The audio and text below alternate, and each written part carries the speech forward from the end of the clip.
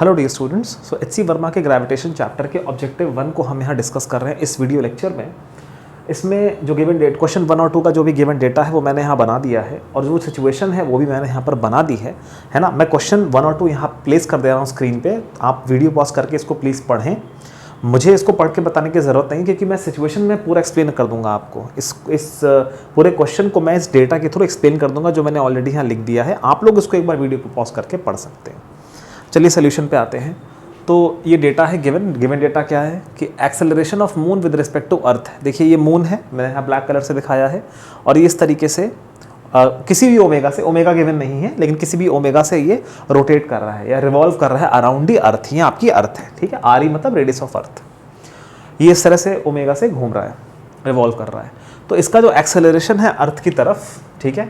अब देखिए कोई भी बॉडी सर्कुलर मोशन में होती है तो दो एक्सेलरेशंस होते हैं। एक तो होता है उसका सेंटर की तरफ, तो सेंटर की तरफ एक एक्सेलरेशन आपका यहाँ पर कितना आएगा, यही एक्सेलरेशन आपको कितना दिया हुआ है 0.0027 मीटर्स पर सेकेंड स्क्वायर, ठीक है।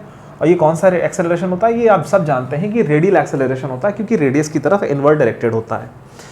फिर एक दूसरा एक्सेलरेशन प्रेजेंट होता है ए टेंजेंशियल, वो तब प्रेजेंट होता है अगर ओमेगा वेरिंग हो, ठीक है ना। ये सब सर्कुलर मोशन कॉन्सेप्ट्स हैं, अभी इनको डिस्कस नहीं करूंगा, है ना, क्योंकि हमारा इसमें टारगेट जो है ग्रेविटेशन पढ़ना है।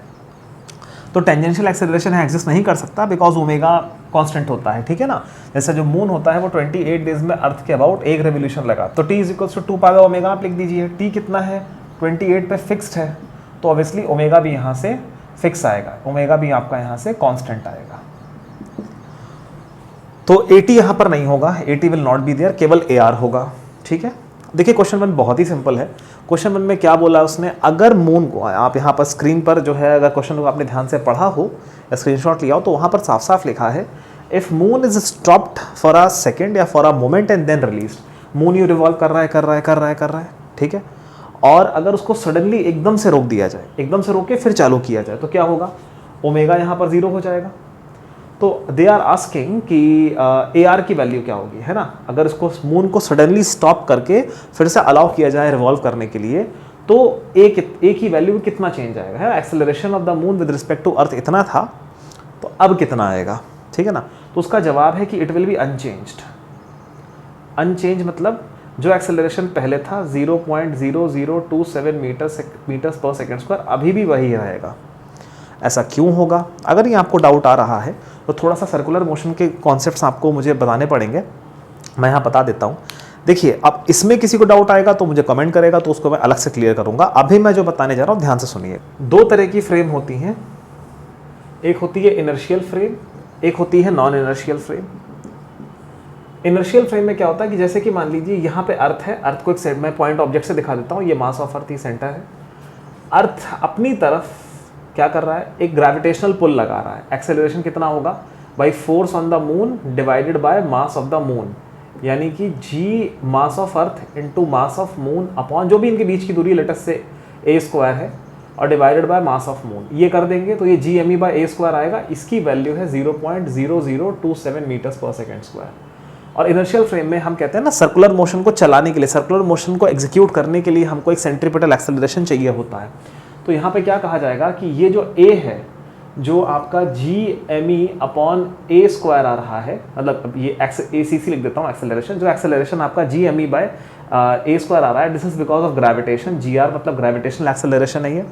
This is supplying the necessary centripetal acceleration, है ना। जो भी यहाँ सेंट्रीपिटल एक्सेलरेशन है, रेडियल एक्सेलरेशन चाहिए r⍵², वो r⍵² ये सप्लाई कर रहा है। कौन सप्लाई कर रहा है, GME बाय a²। अगर सर्कुलर मोशन थोड़ा भी क्लियर है तो ये बात समझ में आएगी, नहीं क्लियर है तो आप कमेंट करिए, मैं थोड़ा अलग से बताऊंगा फिर उसको। ज़्यादा आसान होता है समझना नॉन इनर्शियल फ्रेम से। नॉन इनर्शियल फ्रेम से क्या कहा जाएगा, ये अगर सेंटर है और यहीं पे अर्थ है, उसका मास में ME लिख दे रहा हूँ, और यहाँ पर मून, ये मून में दिखा दे रहा हूँ, ये मून इस तरीके से ओमेगा से यहाँ रिवॉल्व कर रहा है, तो उससे क्या होगा, ज़्यादा क्लैरिटी आपको इसमें मिलेगी। सबसे पहले तो ये इधर की तरफ जो एक्सेलरेशन आएगा GME बाय a², ये तो पहले से था। और जो बाहर की तरफ सेंट्रीफ्यूगल एक्सेलरेशन आएगा, ठीक है ना, मतलब ACF लिख देता हूँ, सेंट्रीफ्यूगल एक्सेलरेशन। तो जो ग्रेविटेशनल एक्सेलरेशन है that will be nullified by the centrifugal acceleration. ये इस तरह से सिचुएशन है। अभी सेंट्रीफ्यूगल एक्सेलरेशन की वैल्यू कितनी होगी, आर ओमेगा स्क्वायर, यही आर ओमेगा स्क्वायर उधर दिखाया जाता है। सेंट्रीफ्यूगल एक्सेलरेशन का जो वैल्यू होती है वो भी आर ओमेगा स्क्वायर होती है। तो आर ओमेगा स्क्वायर बाहर लग रहा था, G M E by A square अंदर लग रहा था। फिर है ना, G M E by A square की वैल्यू कितनी थी, 0.0027 मीटर्स पर सेकेंड स्क्वायर, क्योंकि ये अर्थ खींच रहा है और यहाँ पे लिखा है ना acceleration of moon with respect to earth. अगर acceleration of moon with respect to earth कितना है, 0.0027 मीटर्स पर सेकेंड स्क्वायर, तो यहाँ पर ये अर्थ का कंट्रीब्यूशन लिखा है, तो वैल्यू यहाँ पे रखनी पड़ेगी। फिर बाहर की तरफ जो वैल्यू होगी ऑब्वियसली उसके बराबर ही है, ऐसा ही होता है सर्कुलर मोशन में, तभी ये सक्सेसफुल सर्कुलर मोशन एग्जीक्यूट होता है। तो ये दोनों कट जाएंगे, अभी दोनों कट जाएंगे तो ये फ्रीली मूव करेगा। ये नॉन इनर्शियल फ्रेम है, ठीक है ना। अभी ये क्या होती है क्या नहीं, अगर ये डाउट है तो अभी तो मैं कुछ नहीं कर सकता, लेकिन जिन लोगों को इतना बेसिक आइडिया सर्कुलर मोशन का उनको समझ में आएगा। अब मान लीजिए मून को सडनली स्टॉप कर दिया गया, यानी कि ओमेगा 0 कर दिया गया अकॉर्डिंग टू क्वेश्चन, एक ही मतलब अकॉर्डिंग टू क्वेश्चन ओमेगा को अगर 0 कर दिया गया तो ये खत्म हो जाएगा, दिस विल बी 0। अब जब ये खत्म हो जाएगा तो मुझे बताइए बचेगा कितना, ये तो खत्म नहीं हुआ ना, ये ग्रेविटेशनल पुल थोड़ी ना खत्म हुआ है। अगर ओमेगा 0 होता है अकॉर्डिंग टू क्वेश्चन, इसका मतलब बाहर वाला जो एक्सेलरेशन है वो 0 हुआ है बच्चों, है ना। और ये अगर 0 हो जाएगा तो जो अंदर की तरफ लग रहा था 0.0027 metres per second square because of the gravitational pull, वो तो अभी भी एग्जिस्ट कर रहा है, वो तो बिल्कुल एग्जिस्ट कर रहा है। तो इसीलिए इसका जो आंसर है वो अनचेंज रहेगा। और ये ऑप्शन नंबर आपका कौन सा है, आई थिंक ये है ऑप्शन नंबर बी, तो ये अनचेंज रहेगा आपका। तो option number B is your correct answer. किसी भी तरह का कोई डाउट है तो आप कमेंट में लिख सकते हैं, अगर आपका एक्सप्लेनेशन अच्छा लगा तो भी लिख सकते हैं, कोई आपको लगता है इंप्रूवमेंट मुझे करनी चाहिए तो वो भी आप बता सकते हैं। फिलहाल मैं साइड हो जा रहा हूँ, आप लोग भाई स्क्रीनशॉट वगैरह ले लें और बाद में इसका नोट्स बनाएं। फिर हम लोग क्वेश्चन 2 पे आते हैं।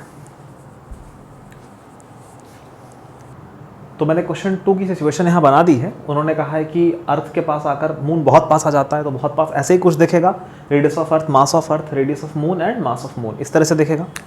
अब देखिए इसमें क्या है कि इसमें आप directly 10 metres per second square यानी कि स्मॉल जी नहीं रख सकते।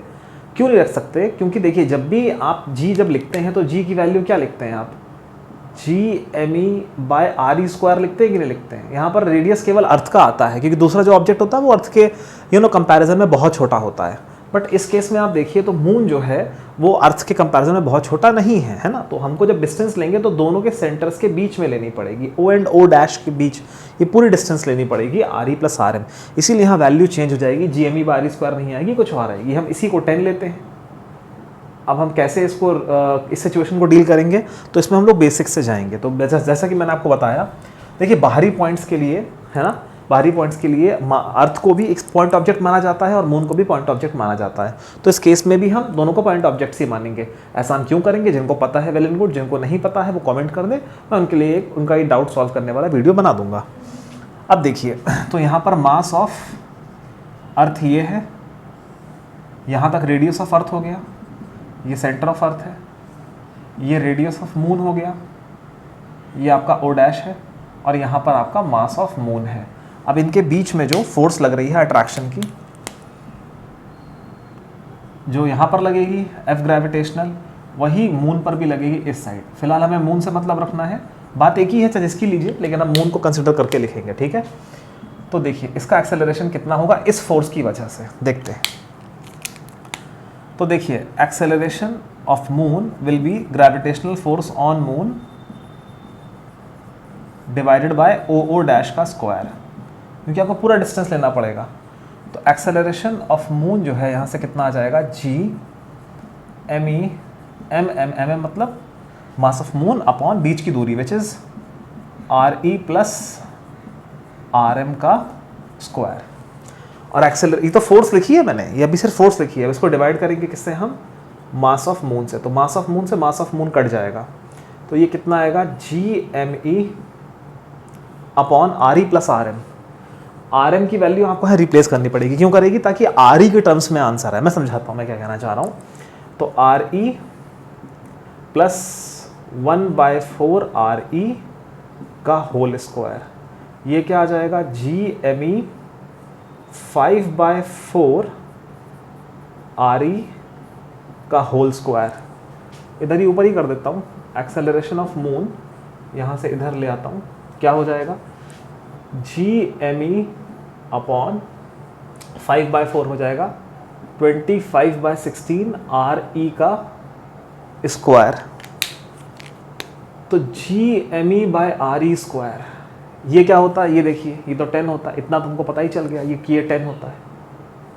अब हम क्या करेंगे, ये 16 जो आप देख रहे हैं ये ऊपर जाएगा, तो ये वैल्यू कितनी आ जाएगी, 16/25 इंटू GME/RE², और ये 10 होता है, तो 16/25 इंटू 10, तो ये आ जाएगा 5 2 ज़ा 10, 5 5 ज़ा 25, दिस विल बी 32/5, 5 1 ज़ा 5 6 ज़ा 30, 5 4 ज़ा 6.4 मीटर्स पर सेकेंड स्क्वायर।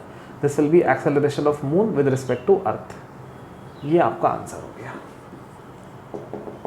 तो according to your options, option number C is your correct answer. तो इसको कोई डाउट हो तो आप कमेंट बॉक्स में डाल सकते हैं।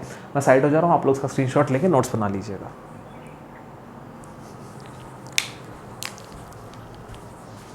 क्वेश्चन 3 मैं तो मानूंगा one of the easiest question in HCV होगा ऑब्जेक्टिव्स में, मतलब बहुत ज़्यादा आसान क्वेश्चन है, नाम बड़े दर्शन छोटे वाला सीन है। अब देखिए मैं क्वेश्चन यहाँ लगा दे रहा हूँ, आप लोग पॉज करके इसको पढ़ सकते हैं, बट ये इतना आसान क्वेश्चन है कि मैं डायरेक्टली बता दे रहा हूँ ये है क्या, उसे करना कैसे है, ये आप पढ़ते रहिएगा पॉज करके स्क्रीन। देखिए क्वेश्चन ये है कि ये अर्थ है, ये मार्स है, 60 kg का एक पर्सन अर्थ से मार्स तक जाता है, तो उसका ग्राफ वेरिएशन क्या होगा। कितना ज़्यादा आसान क्वेश्चन है। देखिए बस इतना ही है, उस क्वेश्चन में जो काम की चीज़ें वो इतनी ही हैं। अब ऑब्वियस सी बात है, दोनों अट्रैक्टिव बॉडीज़ हैं, तो कोई तो एक ऐसा पॉइंट आएगा इन दोनों के बीच में, क्योंकि मार्स का थोड़ा सा साइज छोटा है, तो थोड़ा सा है ना, अगर मान लो दोनों इक्वल होते तो एकदम सेंटर में एक ऐसा पॉइंट आता कि जिसमें इधर और इधर बराबर फोर्स लगती ग्रेविटेशनल, और नेट फोर्स 0 हो जाती, यानी कि नेट वेट 0 हो जाता।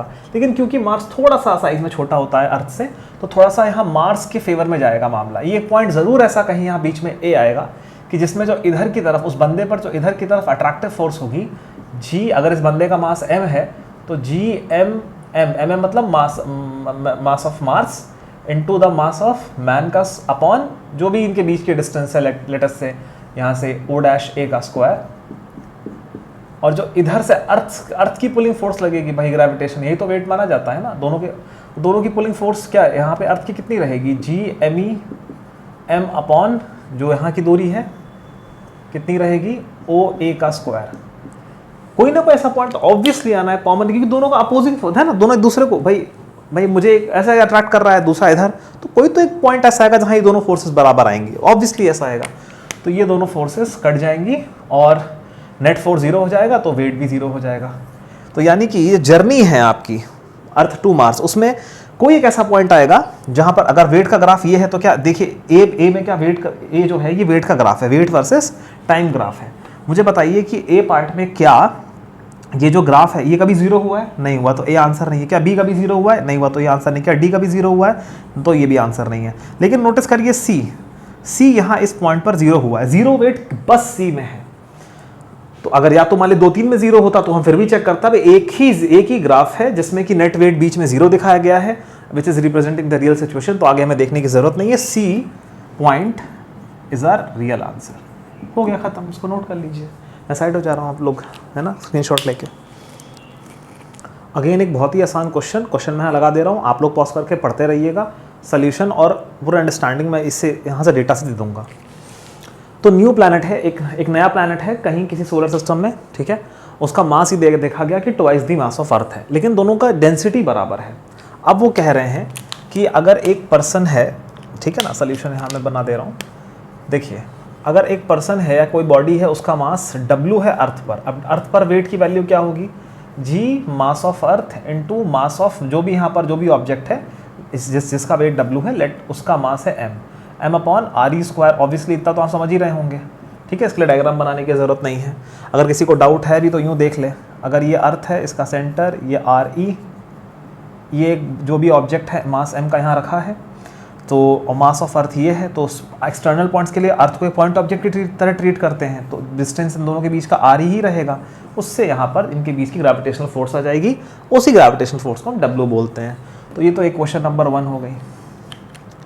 अब इसके बाद हमें थोड़ा सा आगे बढ़ना है। अब वो कह रहे हैं इस बंदे का वेट नए प्लैनेट पे कितना होगा। चलो देखते हैं। पहले तो ये समझिए कि आपको 2 चीज़ें दी हुई हैं, इसको ज़रा थोड़ा सा यूज़ करते हैं। मास ऑफ अर्थ, अगर आप मैं मान लीजिए मास ऑफ न्यू प्लैनेट लिखूँ तो वो कितना है, 2m है। 2m मतलब m ही ले लेता हूँ इसको, तो वो क्या होगा डेंसिटी इंटू इट्स वॉल्यूम, उसकी वॉल्यूम कितनी होगी 4/3 पाई rp ले लेता हूँ, न्यू प्लैनेट है तो rp cube, density into volume लिख दिया। ऐसे ही मास ऑफ अर्थ कितना होगा डेंसिटी इंटू उसकी वॉल्यूम 4/3 पाई re क्यूब, दोनों को डिवाइड कर दीजिए, रो से रो कट जाएगा, me से me कट जाएगा, 4/3 पाई से 4/3 पाई कट जाएगा। So 2 is equals to radius of new planet upon radius of earth whole का क्यूब आ रहा है।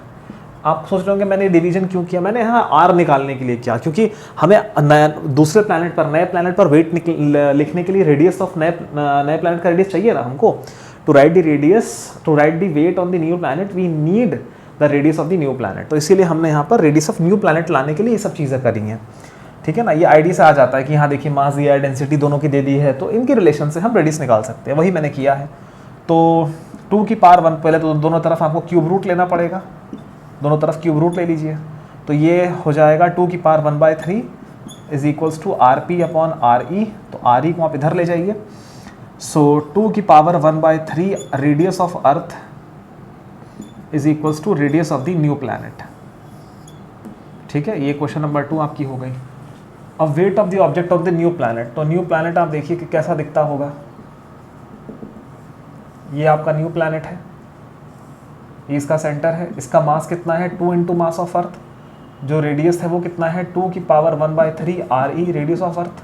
अब यही ऑब्जेक्ट यहाँ मास m का रखा है, तो इसका वेट w डैश निकालें तो कितना आएगा g। अब मास ऑफ न्यू प्लैनेट लिखने से अच्छा उसकी वैल्यू लिख दो 2me।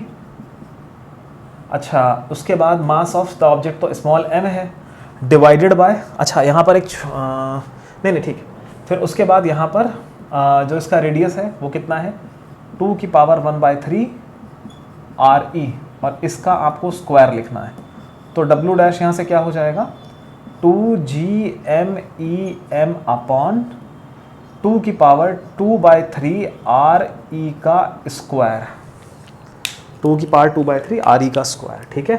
अच्छा अब देखिए इधर gme/re square, gmem/re square, notice करिए किसकी वैल्यू है w की वैल्यू है कि नहीं, तो उसको आप वहाँ w लिख दीजिए, तो ये आ जाएगा 2 की पावर 1, ये ऊपर जाएगा तो -2/3 हो जाएगा, इनटू क्या आ जाएगा यहाँ पर w।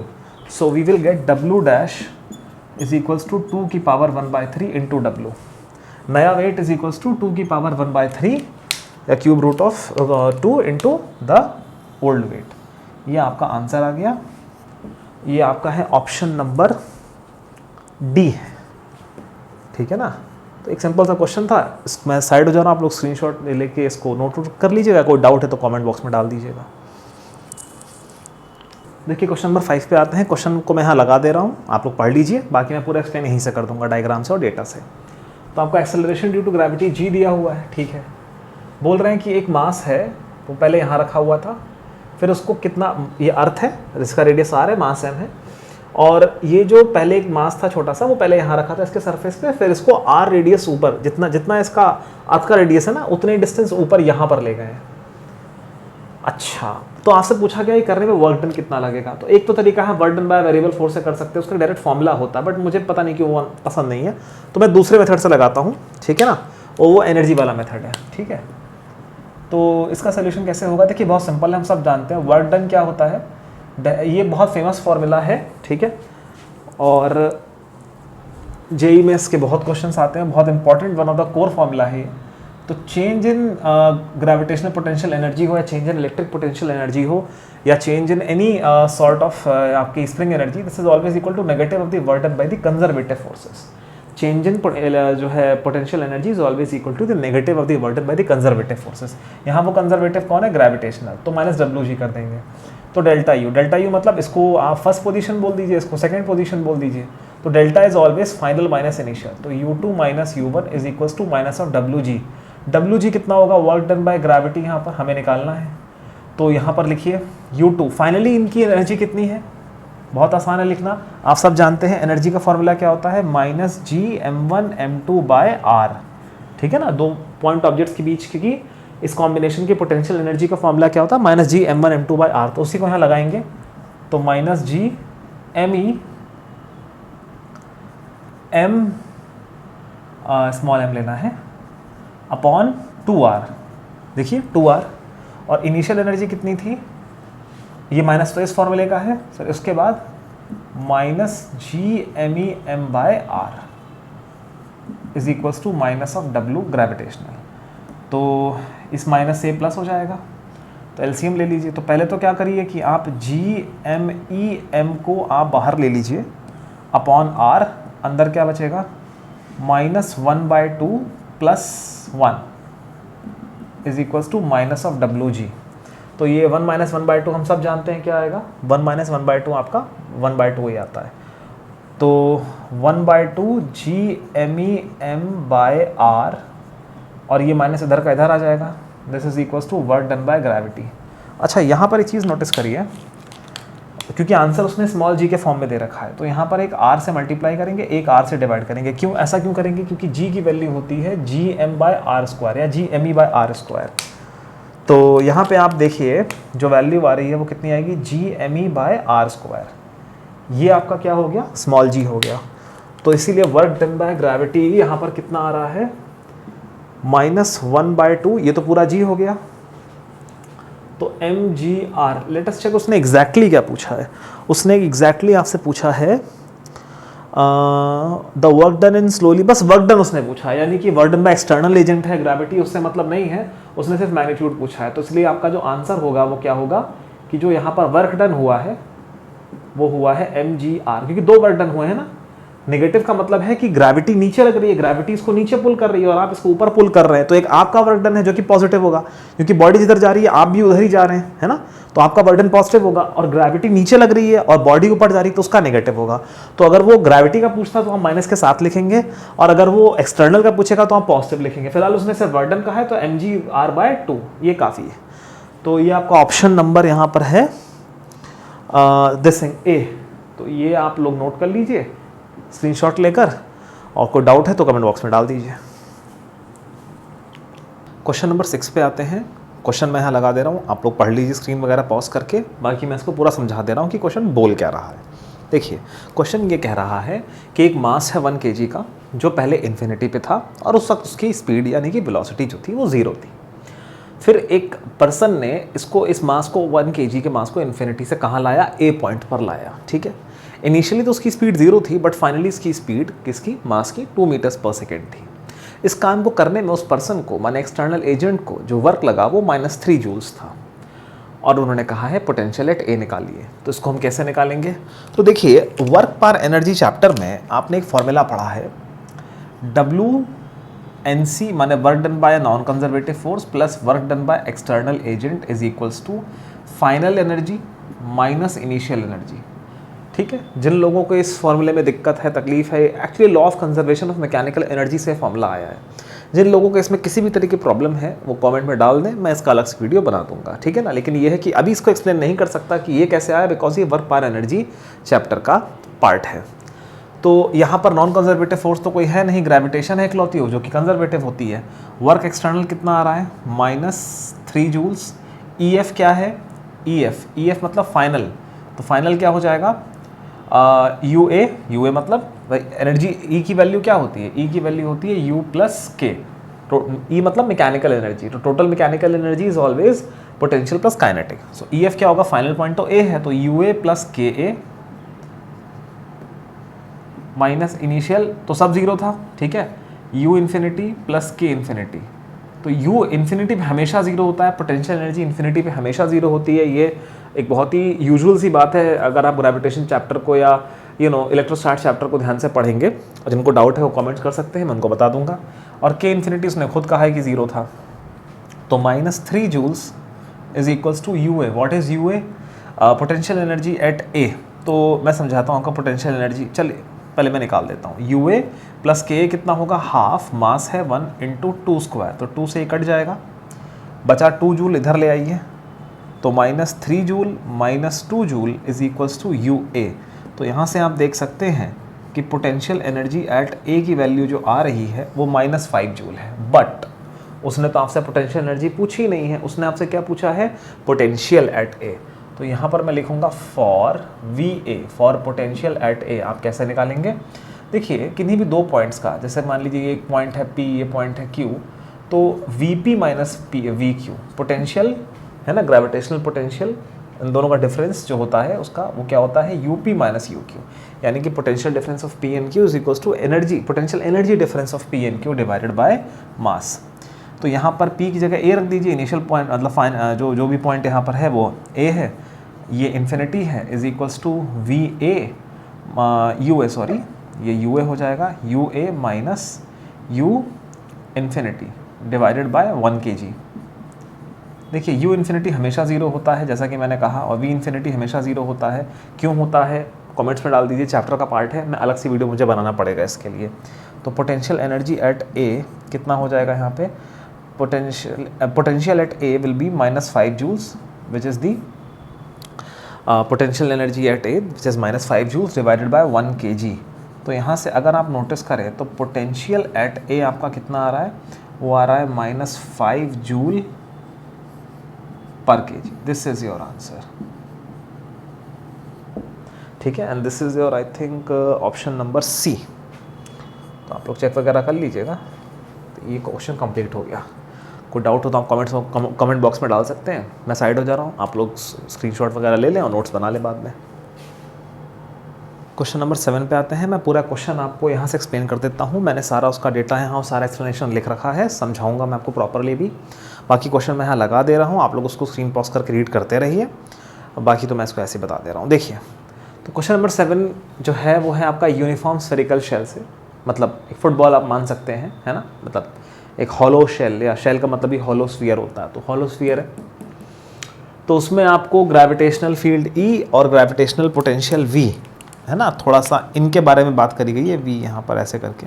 तो इन दोनों के ग्राफ मैंने यहाँ बना दिए हैं, प्लॉट्स अभी नहीं किए हैं, प्लॉट्स के लिए जिन फॉर्मूलों का इस्तेमाल होता है मैंने सब यहाँ लिख दिए हैं, तो इनकी हेल्प लेकर मैं अभी ग्राफ प्लॉट करूँगा, फिर हमारा क्वेश्चन सॉल्व होगा। अच्छा, ये फॉर्मूले आए कैसे हैं, ये इस क्वेश्चन में कवर नहीं हो सकता, पॉसिबल ही नहीं है ना, वो अलग से मुझे कवर करना पड़ेगा। तो जिन लोगों को ये पता है कि ये कैसे आए हैं, वेरी गुड, जिनको नहीं पता है और जानना चाहते हैं तो कमेंट्स कर दें, उनके लिए मैं अलग वीडियो बना दूंगा। लेकिन फ़िलहाल अभी सिर्फ ये हैं, ये हमें मान के चलना है और इनसे ग्राफ बनाना है, इतना ही इसमें क्वेश्चन में पॉसिबल है। तो सबसे पहले हम आते हैं ग्रेविटेशनल फील्ड पर। तो ग्रेविटेशनल फील्ड जो होती है एक्सटर्नल पॉइंट के लिए, उसकी वैल्यू होती है Gm/r², और जो इंटरनल पॉइंट होता है शेल के अंदर का, उसमें वैल्यू होती है 0। तो field inside a uniform spherical shell is always 0 and outside it is Gm/r²। Let's have a look at this कि कैसे काम करता है। तो यहाँ पर हम देखते हैं, तो इंटरनल पॉइंट पर जो वैल्यू है वो कितनी है फील्ड की, देखिए लगातार 0 चलती चली आ रही है, ये देखिए,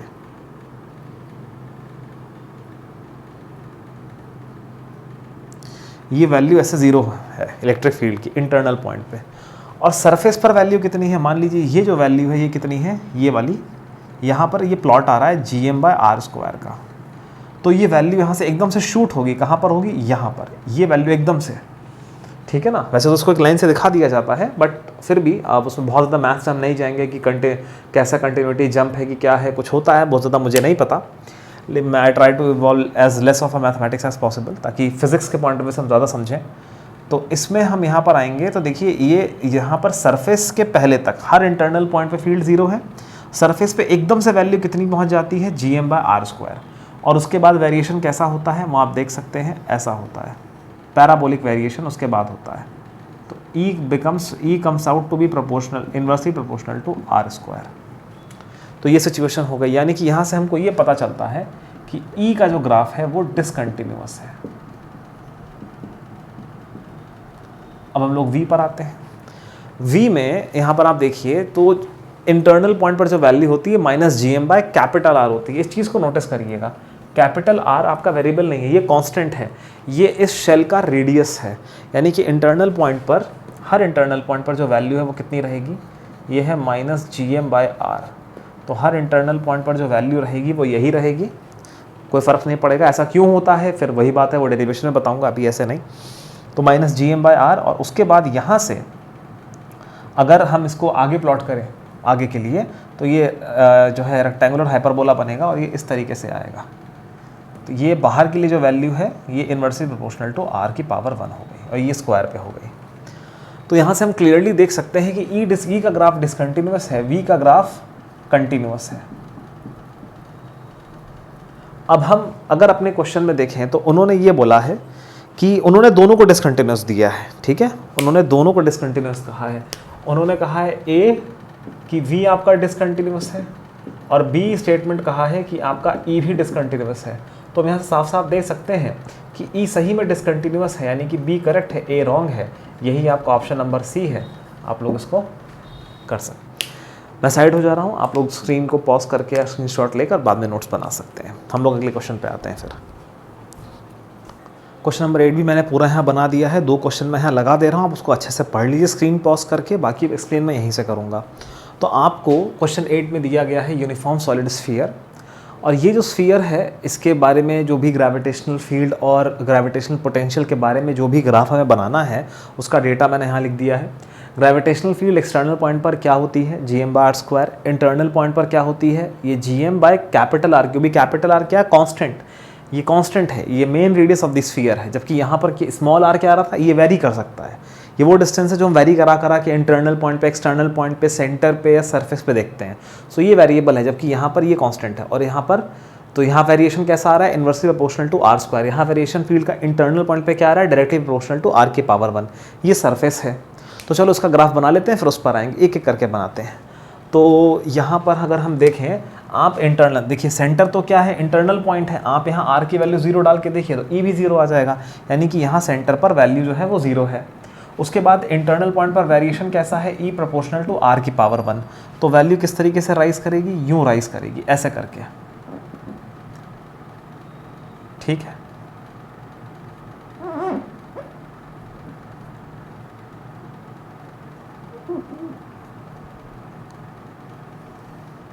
वैल्यू यूँ राइज करेगी। ये वैल्यू कितनी होगी, ये देखिए हम सरफेस पर पहुंच चुके हैं, तो सरफेस पर वैल्यू कितनी होती है, gm/r², यानी कि ये वैल्यू कितनी है, gm/r²।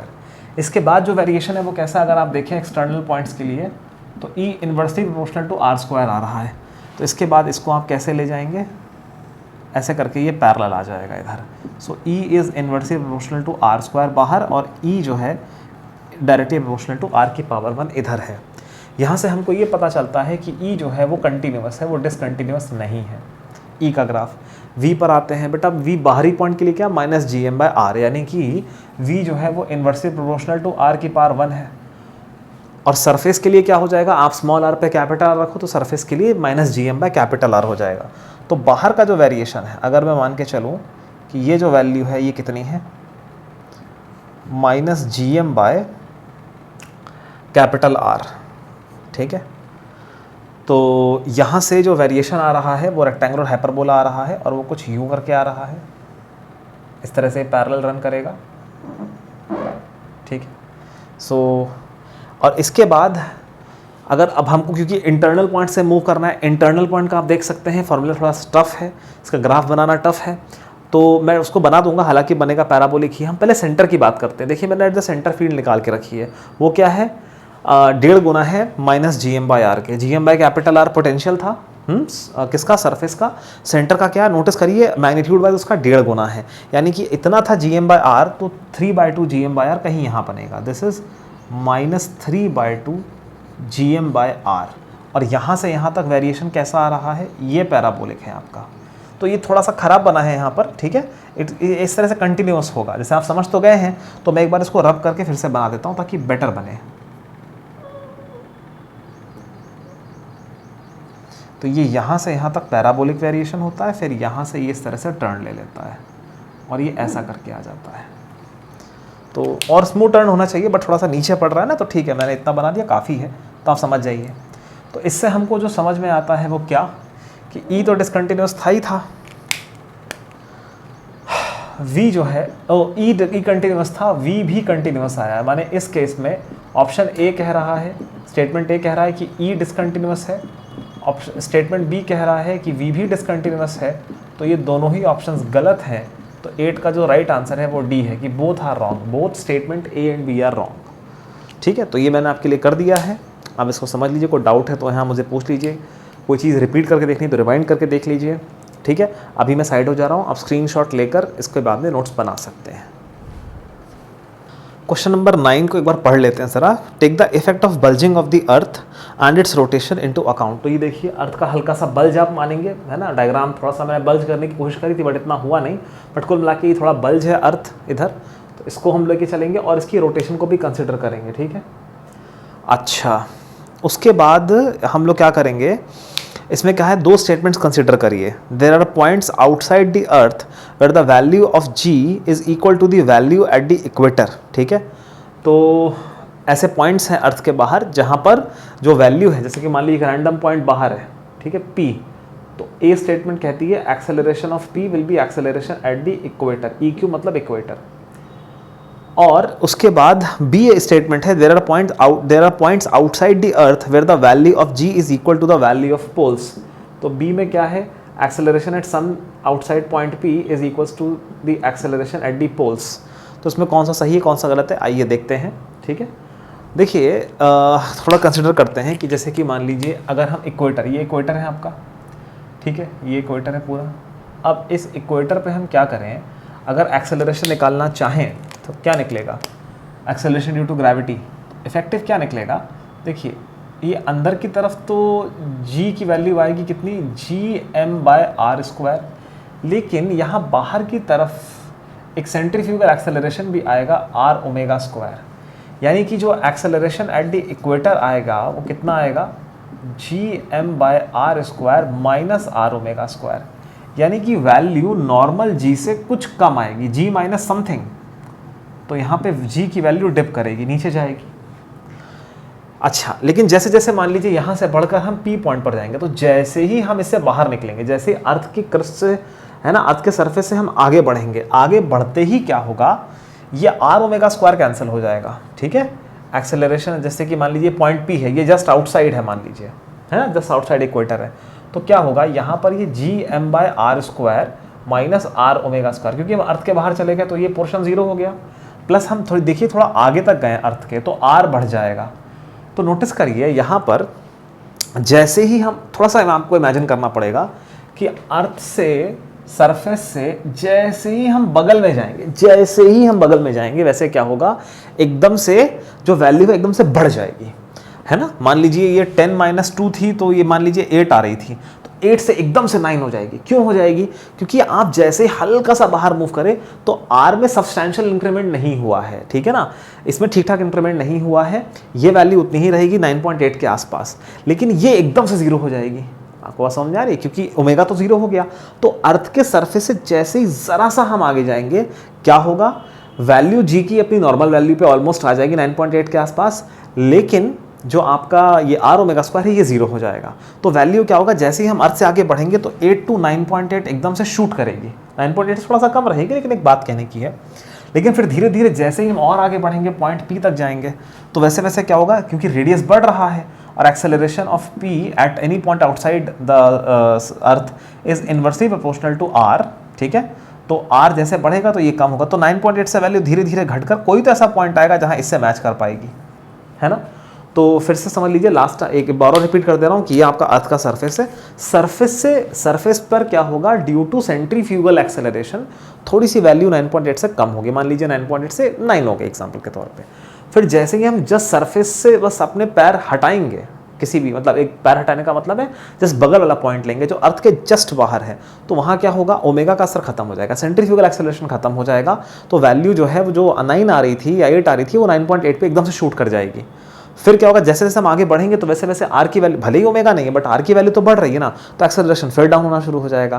तो मान लीजिए पहले 8 था, फिर जैसे ही अर्थ के बाहर एकदम से गए, सेंट्रीफ्यूगल एक्सेलरेशन का असर खत्म हुआ, तो 9.8 से एकदम से 8 हुआ, फिर उसके बाद धीरे 8 से एकदम से 9.8 हुआ या 9.7 हुआ, फिर वहाँ से धीरे धीरे कम होते होते रेडियस बढ़ने की वजह से या दूरी बढ़ने की वजह से फिर से 8 हो जाएगा। तो यस, ये बात सही है, ऑप्शन ए सही है कि हमें ऐसे पॉइंट्स बाहर मिलेंगे जिनका एक्सेलरेशन इक्वेटर के एक्सेलरेशन के बराबर है, अगर अर्थ की बल्जिंग और सेंट्रीफ्यूगल एक्सेलरेशन को यानी कि ओमेगा को कंसिडर किया जाए तो। अब हम आते हैं पोल्स पे। पोल्स स्पेशल पॉइंट है बेटा, poles north pole and south pole special points हैं। क्यों? क्योंकि यहाँ पर ओमेगा 0 है, ठीक है, इनका तो कोई ओमेगा है ही नहीं, ठीक है ना।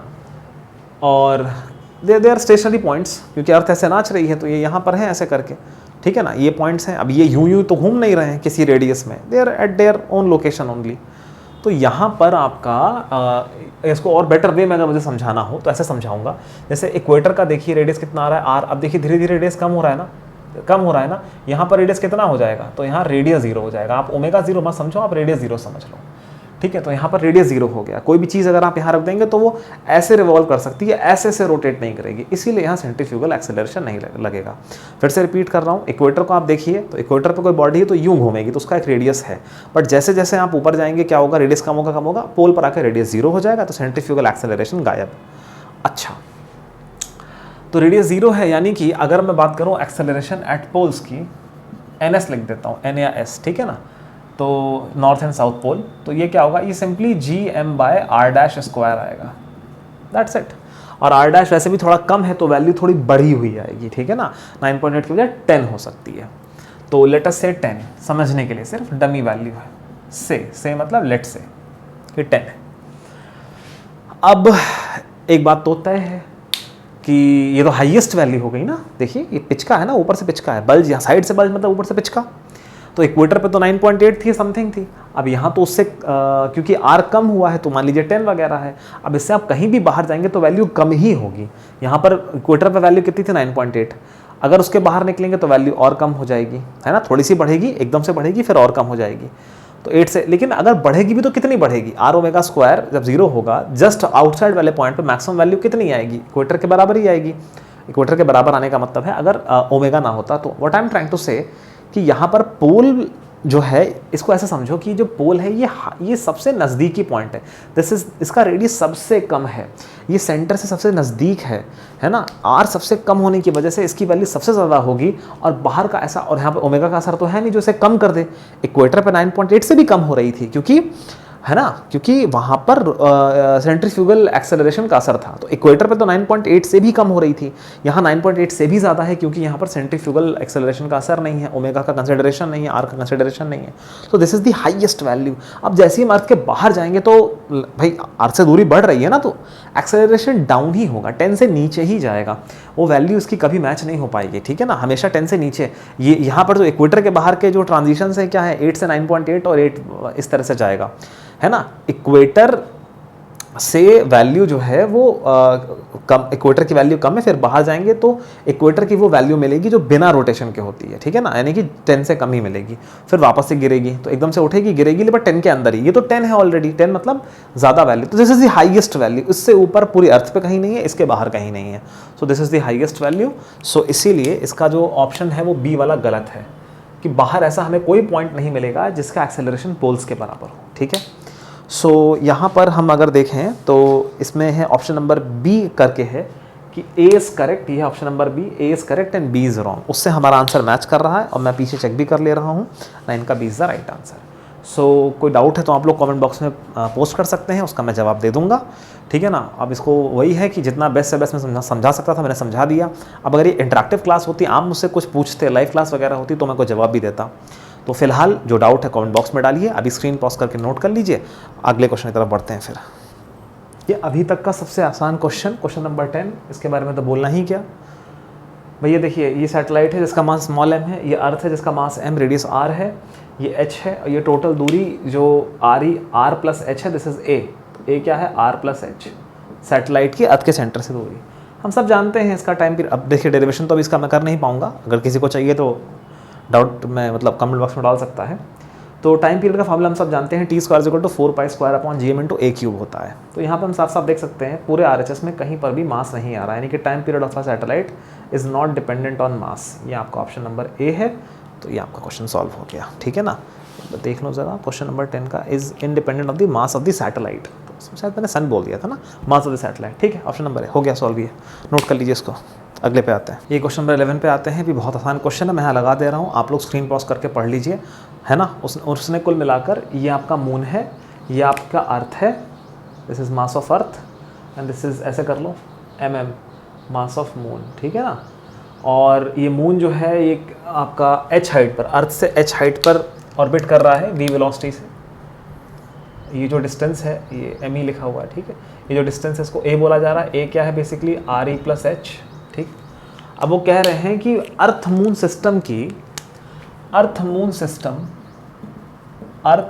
सिस्टम की जो पोटेंशियल एनर्जी और जो काइनेटिक एनर्जी है इनके बीच में रिलेशन बताओ कि यू लेस देन के है कि यू मोर देन के है कि ये काइंड ऑफ तीसरा ऑप्शन क्या दिया था इन लोगों ने, u इक्वल टू के।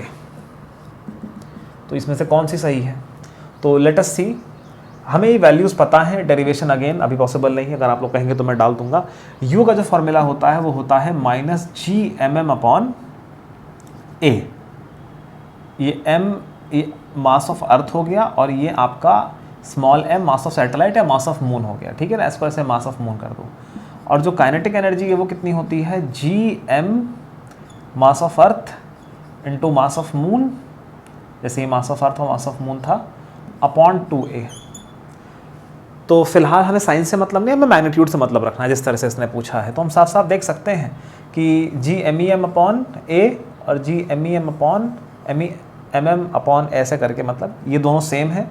और kinetic energy is half of potential, अगर मैग्नीट्यूड की बात करें तो kinetic energy, since kinetic energy magnitude wise is half of potential energy, तो इसीलिए ऑप्शन नंबर बी आपका सही है कि potential energy is more than kinetic energy. बहुत सिंपल सा क्वेश्चन था, ठीक है ना। ऑप्शन नंबर इसका बी सही है, 11 का बी। आप लोग चेक कर लीजिएगा, मैं भी साइड हो जा रहा हूँ, आप लोग नोट कर लीजिए। देखिए क्वेश्चन नंबर 12 और 13 बहुत ज़्यादा आसान क्वेश्चन हैं, इनको मैं ऐसी ओरली बता देता हूँ। क्वेश्चन नंबर 12 मैं यहाँ लगा दे रहा हूँ, आप लोग आराम से पढ़िए। लेकिन इसका बेसिक आइडिया ये है कि आप यहाँ पे फिगर देख पा रहे हैं, एक आपको एरिया दिया हुआ है ABS और दूसरा एरिया दिया है CDS। ये दोनों एरियाज़ हैं, ठीक है। और इसमें लिखा है द टू और इक्वल एरिया, ठीक है। ये आपकी केपलर सेकेंड लॉ है, the radius vector from the sun to the planet sweeps equal area in equal time. बहुत सिंपल है, ठीक है। कोई जो रेडियस वेक्टर होता है सन से किसी प्लैनेट के लिए, वो अगर इक्वल एरिया स्वीप कर रहा है तो इक्वल टाइम में इक्वल एरिया स्वीप करता है। यहाँ पर हो सकता है कि रेडियस बड़ा हो प्लैनेट का सन से, है ना, और लेकिन ये जो थोड़ा सा आर्क आ रही है कम हो, ठीक। दूसरे केस में हो सकता है रेडियस छोटा हो जाए बट आर्क बड़ी हो जाएगी। सेम टाइम में सेम एरिया स्वीप होता है। तो आपको क्वेश्चन नंबर 12 में दिया हुआ है कि एरिया सेम है, तो obviously T1 is equal to T2 ही होना है, यानी कि सही ऑप्शन जो है इसका वो ऑप्शन नंबर बी है। इसमें कुछ बताने वाला है नहीं। देखिए क्वेश्चन नंबर 13 जो है इसमें कोई भी डिस्कशन नहीं करूँगा, ठीक है ना। वेटलेसनेस तभी फील होती है जब नॉर्मल फोर्स 0 हो, बहुत ही बेसिक है, सबको पता होता है। किसी को डाउट है कमेंट बॉक्स में डाल सकता है। बाकी मैं डिस्क्रिप्शन में न्यूटन्स लॉस के अपने वीडियोस का लिंक दे दूंगा, है ना। स्पेसिफिक उसी वीडियो का लिंक दूंगा जहां पर मैंने नॉर्मल को डिटेल में समझाया, तो आप वहां से उसको पढ़ सकते हैं। बाकी आप मुझसे कमेंट बॉक्स में बात कर सकते हैं या लाइव भी हम सेशन लगा सकते हैं, ठीक है ना। इसको और एक्सप्लेन नहीं कर सकता मैं 13 वाले को। क्वेश्चन नंबर 14 मैं यहाँ लगा दे रहा हूँ, आप लोग स्क्रीन पॉज करके पढ़ लीजिए। बाकी मैं इसको पूरे आपको ऐसे बता दूंगा। देखिए इसमें ऐसे करना है कि जैसे कि मान लीजिए ये आपकी अर्थ है, इसका सेंटर है, ये इसका रेडियस है RE, ठीक है, और मास तो ME हम जानते ही हैं। और इससे मान लीजिए h हाइट ऊपर एक सैटेलाइट रिवॉल्व कर रही है, ठीक है। तो ये है वो h हाइट,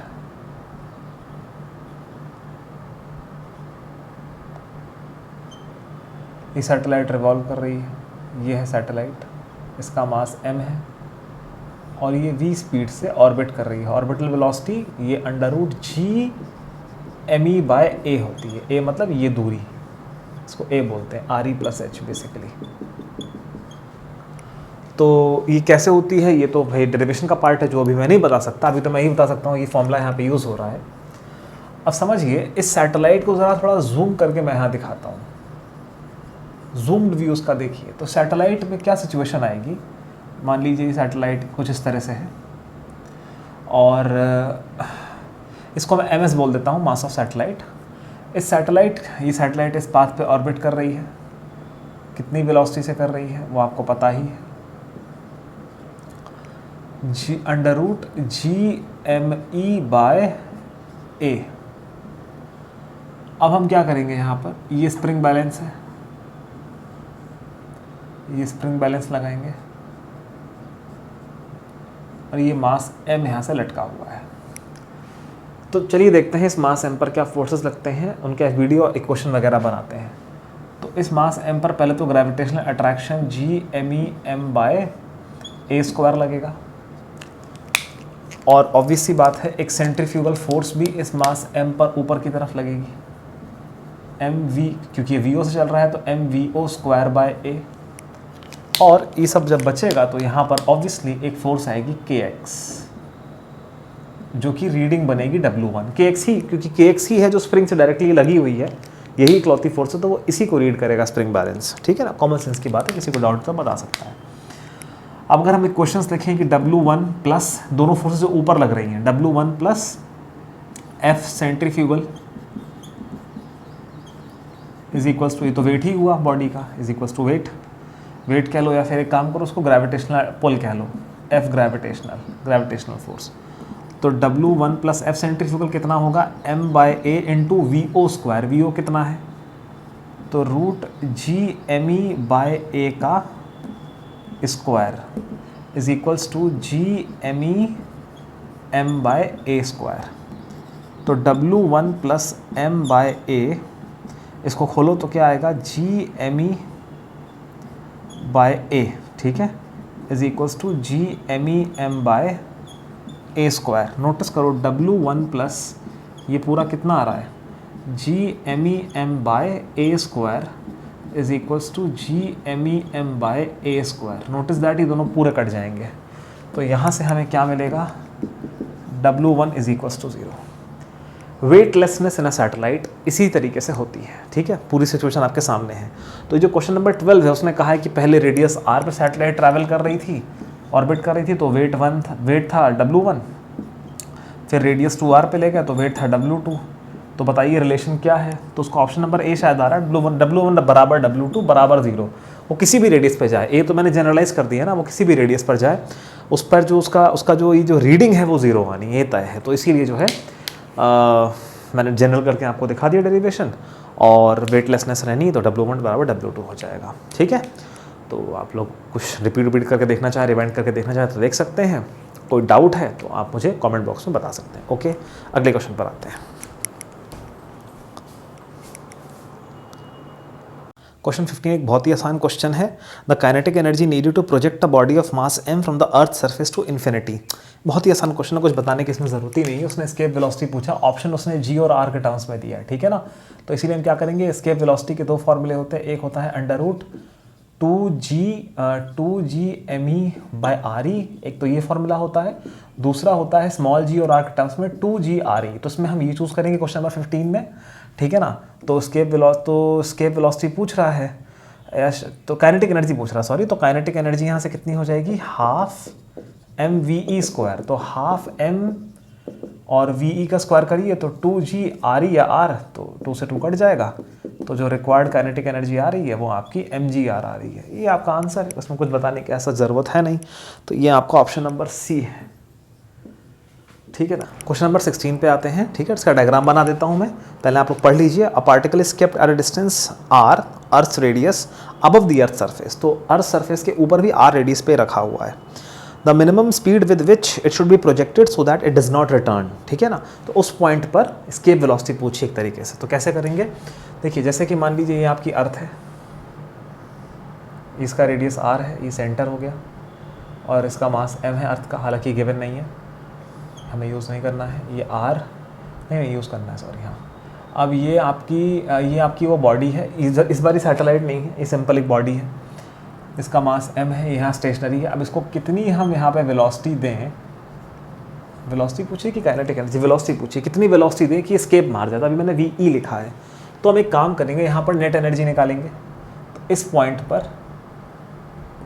पर नेट एनर्जी जो है कितनी होगी इस बॉडी की, तो u प्लस के, क्योंकि उसने ये नहीं कहा है कि ये मूव कर रही है, तो हम रेस्ट पे मानेंगे, तो k0।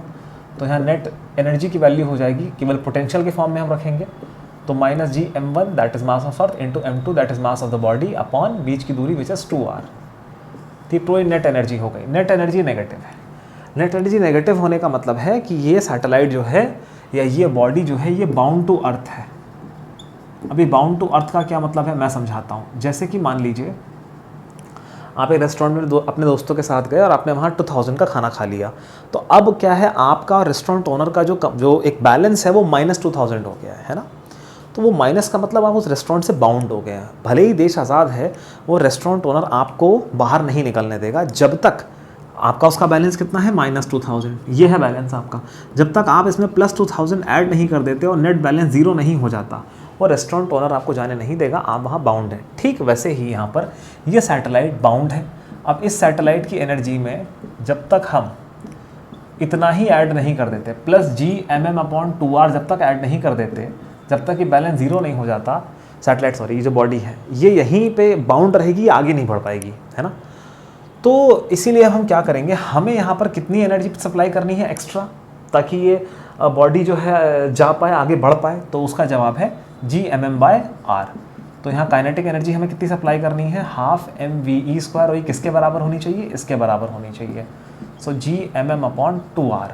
तो इस m से m कट जाएगा, इस 2 से 2 कट जाएगा, और यहाँ से हम देख सकते हैं कि जो एस्केप वेलोसिटी इस केस में आएगी वो क्या आएगी, √Gm/r, जो कि आपका सही ऑप्शन भी है। आई थिंक इसका आंसर आपको दे रखा है ऑप्शन नंबर सी, हाँ Gm/r, और वही सही भी है। ठीक है, क्वेश्चन अच्छा होगा। कोई डाउट है तो आप लोग कमेंट बॉक्स में डाल सकते हैं। फिलहाल मैं साइड हो जा रहा हूँ, आप लोग उसको पॉज करके स्क्रीनशॉट ले लें, नोट कर लें। क्वेश्चन नंबर 17 पर आते हैं। ये आप पढ़ लीजिए, मैंने यहाँ लगा दिया है, ठीक है ना। बाकी मैं यहाँ समझा देता हूँ पूरा क्वेश्चन। देखिए, ये है आपकी अर्थ, और ये इसका सेंटर है, ये इसका रेडियस है, ये इसका मास है, और इस बार जो सैटेलाइट उन्होंने चुनी है that is orbiting very near to the earth surface, है ना। क्लोज लिखा है क्वेश्चन में, तो क्लोज का मतलब हो गया this height is almost equal to 0। तो यहाँ पर जो ऑर्बिटल स्पीड जो √Gm/a होती है, इस केस में क्या हो जाएगी, Gm/r। तो ये वेलोसिटी तो ऑलरेडी इसके पास है ना, इस सैटेलाइट के पास। अब इसमें बोल रहा है कि escape speed from the earth is ve, its speed with respect to this. इसमें से एक पार्टिकल को प्रोजेक्ट करा जा रहा है। तो अगर हम पार्टिकल को प्रोजेक्ट करते हैं, तो अगर होता नहीं, इसको स्केप करवाना है, इसमें ये लिखा है if a particle is to be projected from the satellite just to escape from earth. तो इस सैटेलाइट में से एक पार्टिकल को प्रोजेक्ट करना है, और इस तरह से प्रोजेक्ट करना है कि वह स्केप कर जाए। तो क्या स्केप वेलोसिटी की वैल्यू होगी, तो चलिए देखते हैं। उसको मतलब कितने से प्रोजेक्ट करना चाहिए, तो समझिए। अब ऑब्वियसली यहाँ पर एक डी ऑप्शन है कि it will depend on the direction of the projection. वो ऐसा इसलिए होगा क्योंकि बात समझिए, यहाँ से मान लीजिए हम इसको एक वेलोसिटी देते हैं, समझिएगा बात को।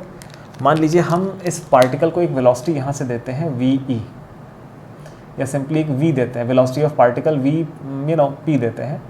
तो इसका जो रिजल्टेंट आएगा vo के साथ, वो क्या आएगा, ये आएगा रिजल्टेंट। अब ये जो v स्केप इसकी आ रही है, ठीक है ना, या इसको मैं सिंपली v रिजल्टेंट बोल रहा हूँ। ये जो v रिजल्टेंट आ रही है वो क्या होगी, √VO का स्क्वायर प्लस VP का square plus 2VO VP cos theta. और थीटा क्या है, इनके बीच का एंगल।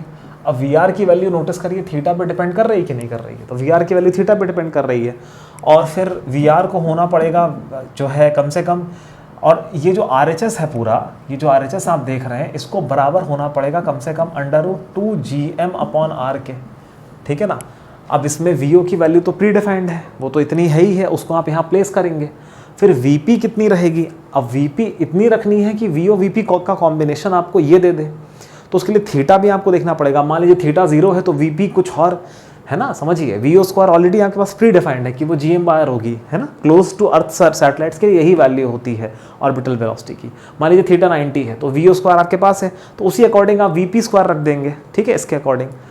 अब मान लीजिए थीटा 0 नहीं है, थीटा 180 है, या थीटा मान लीजिए 45 है, तो यहाँ पर क्या होगा कि जब आप इसको इक्वेट करेंगे, कैसे इक्वेट करेंगे, एक बार मैं पुट करके दिखाता हूँ। VO की वैल्यू आप रखेंगे Gm/r, इसका स्क्वायर करेंगे Gm/r, VP square plus 2 into √Gm/r VP into cos theta is equals to √Gm/r 2Gm/r। अब जो वैल्यू है तो उसके बराबर होना चाहिए, ऐसे ज़्यादा होनी चाहिए, है ना। तो ये एक्चुअल स्केप वेलोसिटी है, और ये आपके उस ऑब्जेक्ट की वेलोसिटी है। VO तो वो साथ लेके चलेगा, ठीक है।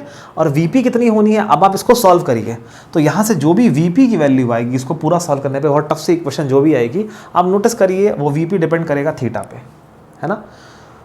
तो बस यही था कि V P will depend upon theta which is आपका option number D, this is your answer. So ये आपकी जो है ये आपका HC वर्मा का ऑब्जेक्टिव एंड ग्रेविटेशन का पूरा ख़त्म होता है। किसी भी तरह का कोई डाउट है, कुछ भी है, तो आप लोग कमेंट बॉक्स में डाल सकते हैं, मैं उसको रिजॉल्व करने की पूरी कोशिश करूँगा। अगर कोई बहुत स्पेसिफिक डाउट है तो वो लाइव क्लास में भी सॉल्व हो सकता है स्काइप वगैरह पे। तो अभी मैं साइड हो जा रहा हूँ, आप लोग उसको नोट कर लीजिए, फिर ऑब्जेक्टिव 2 को मैं जल्दी पोस्ट करता हूँ। Okay, take care, bye.